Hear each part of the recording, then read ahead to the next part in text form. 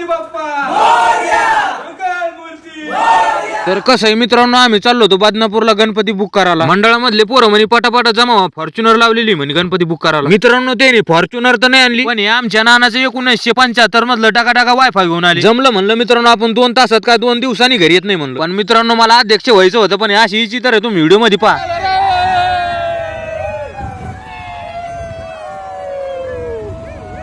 मित्रांनो ते मोकार एन्जॉय करीत करीत आम्ही डायरेक्ट जालन्यात येऊन पोहोचलो. पण मित्रांनो आमचं मंडळ जरा खुंकार आहे, त्याच्यामुळे आम्हाला 10 फुटाची मूर्ती लागत होती. तिथं 7 फुटाच्या वर सगळ्या मूर्त्या बुक झालेल्या होत्या, राहिल्या फक्त 4-4 फुटाच्या. मित्रांनो या 2 मूर्त्या होत्या, पण ते आम्हाला काही पसंत नाही आल्या. मित्रांनो या मूर्त्याची किंमत एवढी मोठी सांगितली, डायरेक्ट सगळ्या मंडळाचे डोळेच खोल केले. चला म्हणलं आता माणूस कुणीकडच्या कुणीकडे किमती फेका लागला. डायरेक्ट बदनापूरला कलटी आणली मग मित्रांनो आम्ही. आणि मित्रांनो तिथं नाही गेलो, तिथं तेच वांदे झाले. तिथं सगळ्या मोठ्या मूर्त्या सगळ्या बुक झाल्या. मित्रांनो फक्त एकच लास्ट मूर्ती बाकी होती, तिचं बी काम बाकी राहिलं होतं. मूर्तीचं काम बाकी होतं म्हणून आम्ही डायरेक्ट जालन्याला कलटी आणली. आता मित्रांनो इथं आलो नाही तर मूर्त्या एकच नंबर, क्वालिटी एकच नंबर, किमती एकच नंबर. त्यांनी बी तशाच किमती झोकिल्या, 1-1 लाख रुपये एका मूर्तीची. आता मित्रांनो जालन्यामध्ये काही किमती फेकू राहिले म्हणून आम्ही एका फोनवरच बदनापूरची पाहिलेली मूर्ती फायनली बुक करून टाकली. मित्रांनो तुम्ही माझा व्हिडिओ पाहता, लाईक करता, पण फॉलो कोण नाही करी, करून टाका राव तेवढं. जाता काय 1 सेकंद लागतो. मला एक ब्लॉग बना झाला 3-4 घंटे लागते मित्रांनो.